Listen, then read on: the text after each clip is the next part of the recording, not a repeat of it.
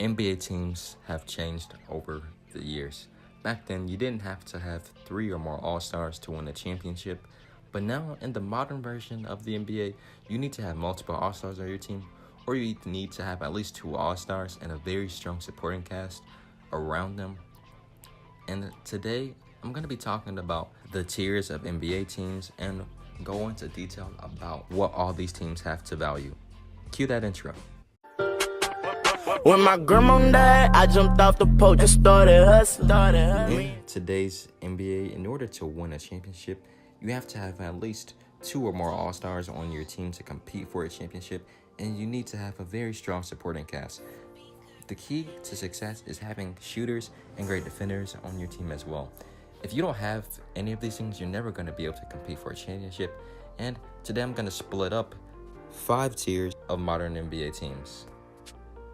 Of course, when I talk about this version of NBA teams, it's teams like the Boston Celtics who have 5 really talented players in their starting lineup. Of course, you have Kyrie Irving, Jason Tatum, Jaylen Brown, Al Horford, and Gordon Hayward, if he could adjust, because right now he's not actually really starting, but if he does, that's what their starting lineup is going to look like. They are a young team with Jason Tatum, who is, of course, going to be an All-Star in the next few seasons. You have, of course, the leader, Kyrie Irving, who's balling. And you have Jaylen Brown, who's a young player who's only getting better. You have Gordon Hayward, of course, who was an All-Star player just 2 years ago. And you have Al Horford, who's been a multiple-time All-Star as well. But Kyrie Irving, he's one of the best point guards in the league.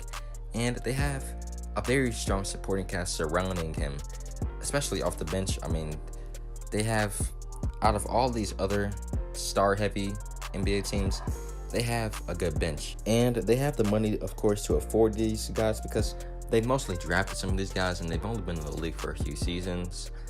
And really the only problem for the Celtics is that eventually they're going to have to pay all these guys in order to stay on the team, which is going to be something hard to do. They're going to definitely have to give up somebody like Terry Rozier. They're going to have to probably let him walk.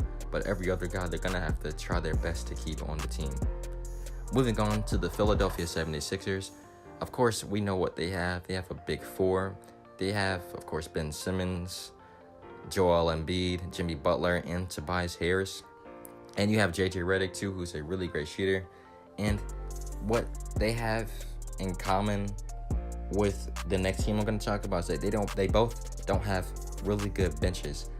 They really just stick with their starting lineup, and they need these guys to compete every night at the highest level as they can to win games. And they're going to have to pay these guys as well. They're going to have to pay Jimmy Butler and Tobias Harris, of course. That's what they plan on doing, re-signing both of these guys because they're both free agents. And they don't mind going over the luxury tax to pay these guys because they want to compete for championships. And then, of course, you have the Golden State Warriors. I mean, they have one of the best starting lineups in basketball. I mean, they have the best starting lineup in basketball. I mean, you have Kevin Durant, who's one of the best small forwards in the game. Steph Curry's the best point guard in the league. Klay Thompson's a top shooting guard in the league. And when he's healthy, DeMarcus Cousins, he's one of the best centers in the league. And you have Draymond Green. He's just a do-it-all guy on the court. And what makes this team so special, of course, is that they all can shoot the three-point ball extremely well, except Draymond Green right now. But Draymond Green, he's pretty much solid in every other thing. He's a really great defender. Him and Klay are one of the best defenders on their team. And Kevin Durant, he's one of the most underrated rim protectors in the game. He's really underrated in that category. And, of course, this team, they have Steph Curry. He is the system of the Warriors. They play through him. And they shared the basketball, but they don't really have the best bench. Of course, they have Shaun Livingston. He's getting older. He's not the same player who he was a few seasons ago. They still have Andre Iguodala. He's a good contributor for the Warriors. And they have Jordan Bell, who's not a really bad player. And they have Kevin Looney, who started when DeMarcus Cousins was hurt. And he didn't really play that bad either. But what makes these teams first-year teams, of course, is that they have so much star-level players in their starting lineup. I mean, the Celtics, they're really strong in their starting lineup. The 76ers, they have a really strong starting lineup. And if these teams, they both can figure out how to play with one another, these two teams, they could definitely compete with the Warriors. The Warriors, though, they're kind of on another league compared to all these other teams, but what all these teams have in common is that they have a really strong starting lineup and not really the best bench. Except the Celtics, they do have a really solid bench. Now we move on to the second tier of NBA teams. These teams usually have one superstar player and then an all-star player with them, and they have a really strong bench, a really good supporting cast. These teams include the Milwaukee Bucks, the Toronto Raptors, the Denver Nuggets, and the Oklahoma City Thunder. What these teams have in common is that they simply have some of the best benches in basketball. They have enough money to afford these guys. Like the Milwaukee Bucks, they have Giannis, who is their superstar player. They have Chris Middleton, who is an all-star as well with Giannis. And they have shooters everywhere. They have Brook Lopez, he's a great shooter. Malcolm Brogdon, he's a great player. Eric Bledsoe at one point was an all-star caliber point guard. Nikola Mirotic, who they have coming off the bench, he's a really good piece for them. They have Brook Lopez, he's a great shooter. And they have many more players, of course, that are really good players. They have George Hill, who is a starting caliber point guard. They have Ersan Ilyasova, who is a great three-point shooter coming off the bench. And this team is second in the league when it comes to three-point shooting. And one of the main reasons why is because they have Giannis, and Giannis is a top 3 player in the league, and he's one of the best young upcoming players this season, and he's going to win MVP. Of course, you have the Raptors. They have loaded talent. Of course, you have Kawhi Leonard, who's their superstar player. Kyle Lowry is their all-star. And then you have Serge Ibaka. He's a good player. You have Danny Green, who is their 3-and-D player. He's a great defender, and he can shoot the ball really well. You have Pascal Siakam, who's that player that nobody can really figure out, and he's their Raptors' secret weapon. And what really makes the Raptors so special is that they could throw so many different lineups at you. They could throw a shooting lineup at you. They could throw a small ball lineup at you. They could throw a defensive lineup at you. They have so many options because they're really a complete team. They have Fred VanVleet. They have Norman Powell. They have Marc Gasol. They have Jeremy Lin. And those two are starting caliber players, and they're coming off the bench, which is just insane. They have so many talented players, and they're all young. That's the really good thing. They have a mixture of young and veteran players on their team. And then you have the Denver Nuggets. They're very loaded with young and upcoming players. They have Nikola Jokic, who, of course, is their star player. And he was an all-star this year as well. And you have Jamal Murray. In my opinion, he's definitely going to be an all-star in the next few seasons. He's a really young and upcoming player. Then you have Gary Harris, who's a really good starting caliber player. Paul Millsap, he used to be an all-star when he was in the Hawks, and we know what he's capable of doing. And you have Will Barton. He's a really great player. He's a good defender. He's a really athletic guy. And coming off the bench, they're loaded with talent off the bench. They have Mason Plumlee. He's a pretty decent center. You have Juan Hernan Gomez. He's a really good player. You have Michael Porter Jr., who hasn't even played a game yet, but I'm pretty sure that when he comes, he's going to make a really good impact. Trey Lyles, he's a really good power forward. You have Isaiah Thomas, who's showing that he could still possibly be a starting caliber point guard in the NBA. And they have Malik Beasley. He's a young player, but he's only getting better. He's averaging 12 points off the bench. So, he's really doing his thing. But what is going to make this team go up to another tier is if Michael Porter Jr., in my opinion, comes back next season and he's really healthy and he plays extremely well, because I think he has superstar level potential. Because when he was coming out of high school, this dude was amazing. And going into college, yeah, he got hurt. But if he didn't get hurt, there's no doubt in my mind, he would have been much higher in the draft. But the Nuggets, they definitely got a really big steal on Michael Porter Jr. But once again, they have in common with all these other teams, they have a mixture of young and veteran players. And then you have the Oklahoma City Thunder. They have Russell Westbrook and Paul George, who's balling this season.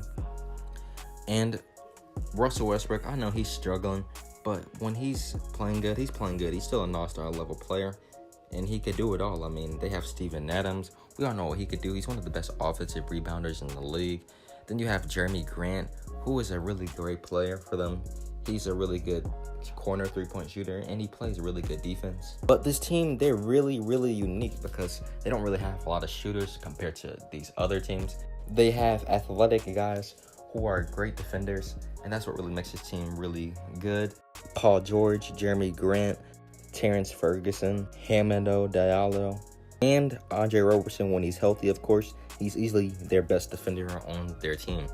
And then they have overall really good players on their bench. I mean, they just picked up Markieff Morris, who's averaging 11 points, and he's definitely going to provide them really good scoring. They have Nerlens Noel, who is a really good rebounder. They have Patrick Patterson, who's a pretty decent three-point shooter. I mean, they have Dennis Schroeder, who's easily their best bench player. And I mean, this team, they're really good. But what all these teams have in common is that they could take that next level if they add even a better piece to their team. They all have really strong supporting cast. They have a good starting lineup. They have a really good bench. They have everything they need, and they could possibly compete with the top tier teams. Moving on to the third tier teams. These teams are teams that, of course, they're playoff teams. They usually have an all-star or two, but they don't have as good as the supporting cast as these other teams. But overall, it's not a bad supporting cast either. Teams like the Indiana Pacers, the Utah Jazz, the Houston Rockets, the Spurs, and the Portland Trail Blazers are teams that fit in this category. What they all have in common is that they don't have, like I said, a bad team, but they usually have one or two all-star, but they don't have all of the key pieces to compete at a higher level compared to the Bucks or the Nuggets or the Raptors. I mean, last year, the Rockets, they were easily a first-tier team, but they dropped down 2 tiers because they don't have the same supporting cast as they did last year. They lost a lot of their key players that made them so successful last year. They lost Trevor Ariza, who was a 3-and-D guy. He was really good on the defensive end, too. They really need him. They really need Luka Baumgartner because he provides extremely well defense for them as well, too. They lost a lot of their depth last year. So instead of really having some great defenders on their team, they have really more offensive savvy NBA players. They have Kenneth Faried. He really is an energy guy. He's a really good pickup, though, that they brought in. They have Austin Rivers. He's not a bad player. They still have Eric Gordon and Gerald Green. They're both pretty great shooters. And, of course, James Harden. He's their superstar player. And you have Chris Paul, who's still a pretty good point guard. I mean, he just played against the Warriors last night, and he helped them win. He played extremely well. You have Clint Capella, who's a really young, good defensive center. He could do about everything. He's kind of like a utility guy because he gets lobs and he gets rebounds and he plays defense. And then you have the Blazers. Of course, they have Damian Lillard, CJ McCollum, and of course, CJ McCollum, in my opinion, he's one of the most underrated players in the league. But the Blazers, they do have a lot of good pieces on their team. They have Jusuf Nurkic, who's a really good starting center. They have Maurice Harkless, who's not a bad player. He's a decent starting small forward. You have Al-Farouq Amino. He's not a bad player. He's a really decent defender, and he's just overall a good presence that they have in their starting lineup. Evan Turner, he's not really a bad player, and they have Rodney Hood, who is a good pickup for them. He provides good shooting. Seth Curry, we know what he's capable of doing. And they got the guy who hates LeBron. I'm just playing. He doesn't hate LeBron, but they got Enes Kanter, which was a really good pickup for them because he averages over 14 points a night. Then you have the San Antonio Spurs with LaMarcus Aldridge and DeMar DeRozan. Though that team, they're really good. They just have a lot of shooters surrounding them. Derek Wright, he's a solid young player that they have. Brian Forbes, he's becoming a really great player for the Spurs. Of course, off the bench, they have Patty Mills. He's a really good shooter. DeJounte Murray, we know he's capable of doing it, even though he did get hurt, which hurt the Spurs because he's one of their best defenders on their team. He's definitely going to be a starting caliber point guard in the league once he comes back from injury. They have Marco Bellinelli. He's another really good shooter. Jakob Poeltl, he provides a lot of energy for their team. And they have Pau Gasol. He's a really good veteran presence for their team. And those are really some of the Spurs' key pieces off the bench. Then you have the Indiana Pacers, who are surprisingly still playing really good without Victor Oladipo, but that's because they have a solid supporting cast overall for Victor Oladipo. And the Pacers, they could possibly be a second-tier team, but they don't have another star player with Victor Oladipo. It's just really him. He's their main focus. They have a lot of good shooters on their team. They have Bojan Bogdanovic, he's a really good shooter. Wesley Matthews, he can shoot the ball extremely well. Darren Collinson, he's a pretty good playmaker. Thaddeus Young, he could do just about anything on the NBA court, really. They have Kyle Quinn. He's not a bad player for them coming off the bench. Miles Turner, if he could stay healthy and he develops into the player that we think he could be, he's definitely going to be good. I mean, he's shooting over 40% from the three-point line this year, which is really good. You have Tyreke Evans also coming off the bench. He's a really good piece for them, and he's a starting caliber shooting guard. Corey Joseph, he's a really good playmaker. He used to be in the Spurs and the Raptors, and that's where he was really well known for. Doug McDermott, he's another good shooter that they have. They also have Aaron Holiday, who is Drew Holiday's and Justin Holiday's brother. TJ Leaf, he's another great power forward that they have. That they don't really play him a lot, but when he plays, he does really well. And they have Domantas Sabonis, who is a really, really good player for them off the bench. He's really their best player off the bench. But that's why the Pacers have been so successful this year, because they are loaded with talent. They can literally go 15 men deep if they wanted to. And then you have the Utah Jazz. Utah Jazz, we know what they're capable of doing. Of course, they have their up-and-coming star player, Donovan Mitchell. He's young, and he's only getting better. And the Utah Jazz, they have a pretty decent supporting cast. Of course, you have Rudy Gobert, who's their second-best player, and he's one of the best defensive centers in the league. He is the best rim protector in the league. You have Joel Ingles. He's a really good, crafty player. You have Derek Favors, he's a good rebounder, and he's a very efficient player. Ricky Rubio, he's a good playmaker. And, of course, you have guys like Kyle Korver, who's a good shooter. Thabo Sefolosha, he's a really good defender. They have Jay Crowder, he's a 3-and-D player. But that's really it for the Jazz bench. They don't really have a lot of really, really good players off the bench. Dante Exum, he's okay, but we expected actually more from him. But what all these teams have in common are that they have a star level player, but they don't have another star player that helps take their team to another level.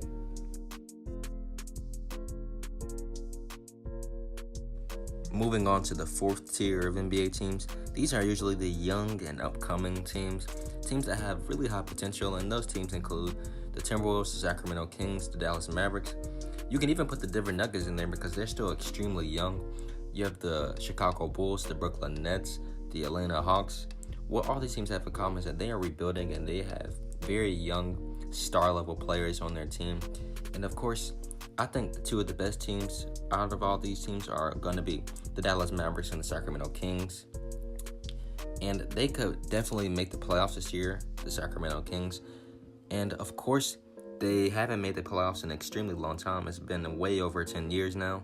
Then you have the Dallas Mavericks with Luka Doncic. I mean, he's going to be a superstar player. He's a generational type player as well, in my opinion. You have Kristaps Porzingis with him. If he comes back healthy, then the Mavericks, they're going to be an extremely dangerous team in the next few seasons. And then for all the rest of the teams, they're rebuilding because they're going to be extremely good teams, in my opinion. The Hawks, I think they can make the playoffs in a few years. The Timberwolves, I mean, they're not that bad right now. They are still competing to possibly make the playoffs, but they're not going to make it. They have a lot of good veterans on their team too, with Derrick Rose and all those guys. And then you have the Phoenix Suns. People hate on the Phoenix Suns, but they have high draft picks. I mean, they have Kelly Oubre, Devin Booker, DeAndre Ayton, Josh Jackson, and then they have Tyler Johnson and TJ Warren, and they have Mikal Bridges off the bench, who is one of the best defensive players for a rookie. They have a lot of talent, and the Cavaliers, it's going to take them a very long time to develop as well, but they have Colin Sexton, and they're now really just starting the rebuilding process, so it's going to take them longer compared to these other teams. But these teams, what they all have in common is that they're young, and they are still, drafting high picks, and some of them are ready to contend right now. But overall, they are still going to be extremely good teams in the future. Now we're moving on to the last tier of NBA teams, the fifth tier of NBA teams. And if you're still watching, thank you so much. I appreciate this. But for the fifth tier teams, these are teams that aren't really performing to the level that they should be. I mean, you have the Lakers, of course. They have LeBron James, and you'd expect them to be better because where LeBron goes, that he makes a team 3 times better. But the Lakers, they're not really playing up to expectations this season. And then you have New Orleans Pelicans with Anthony Davis. I mean, the Pelicans, they have a somewhat of a decent supporting cast, but then they traded Nikola Mirotic, and that really hurted them. And even though they beat the Lakers last night, which was impressive, it's still not enough. They're still one of the worst teams in the Western Conference. Then you have the Washington Wizards. I mean, John Wall is hurt for the rest of the season, so that really did hurt the Wizards. But even if he was playing, and when he was, they weren't really that good in the first place. Then you have, of course, the Pistons. They're not really that good. They should be a much better team right now. They have Blake Griffin and Andre Drummond, but they don't really have a good supporting cast for these players. And then you have Kemba Walker. I mean, I just feel bad for Kemba Walker because he doesn't really have a solid supporting cast at all. He's really a one-man team. The Knicks, of course, we know what they're trying to do for this upcoming free agency. The Orlando Magic, I mean, they have a few young players, but as a franchise, they don't really know what they're doing. And then the Miami Heat, they're in a situation where they could compete, but at the same time, they could rebuild. And I think they should rebuild because they're not going to be winning anytime soon. Also, the Los Angeles Clippers, we know what they're trying to do over the summer this season. But what all these teams have in common are that they don't really have good team chemistry issues, or some of the teams, they're just waiting for the offseason to sign big name free agents like the Lakers, the Knicks, and the Clippers. They're all trying to sign max players, and most of these teams, they should be contending in the playoffs right now, but the Lakers, they're not really doing that good this year. And the Pelicans, they were a 48-win team last year. They made it to the second round, and now this season, they dropped a lot. But all these teams, they're in very weird situations. But if the Lakers, they do get Anthony Davis, which they should, they're definitely going to go up 3 tiers. And the same could go for the Clippers and the Knicks if they could sign these max level guys. And I think the Clippers, they're definitely going to move up tier because they have Jerry West. And Jerry West, he knows how to find talent. But overall, these are how the teams are in the modern version of the NBA. A lot of these organizations are in similar situations, and some they're in totally different situations where teams are rebuilding. You have the young teams, you have the teams that have high depth and a star player, and then you have the star heavy teams, and then you have those teams in between where if they add a star player, they could definitely take a next level up. But what do you guys think? Do you agree with my list? If so, comment down below and let me know what you think. Like, subscribe for more great content. Have a good day. Peace.